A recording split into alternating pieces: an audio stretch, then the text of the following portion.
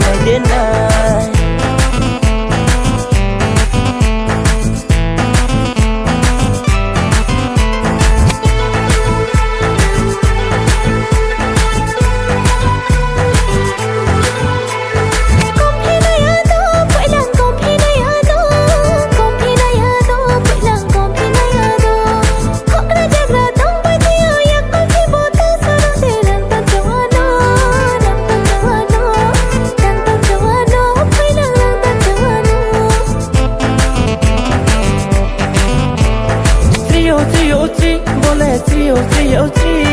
Toma saco lo y dimole trio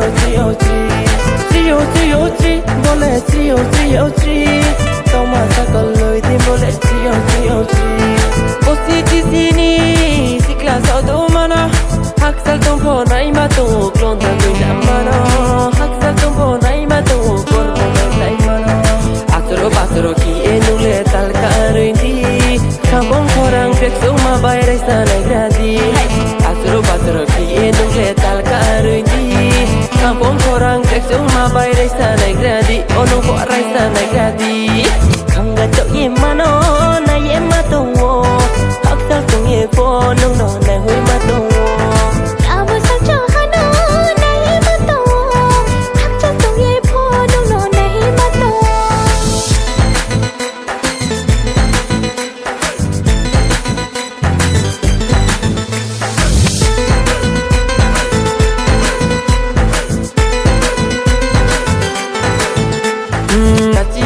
Bahan yuk le ang bay insang kato no yon to le ai to ni bu bor ti sai bi yaba na chi pura bahan yuk le ang bay insang kato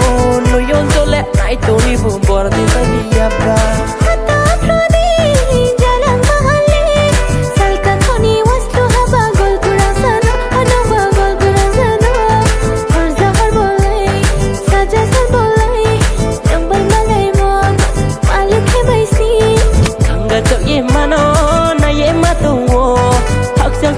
Phone nung no ne hoi ma to abo sa cho hano na ye ma to hak cha tong ye phone nung no ne hi ma to de hoi toi la de hoi de nay de nay ko da de nay de nay hanga to ye ma no na ye ma to hak cha tong ye phone nung no ne hoi mano na ye mato hakta tong ye pho nong no na hui mato hakta tong ye pho nong no na hi mato hakta tong ye pho nong no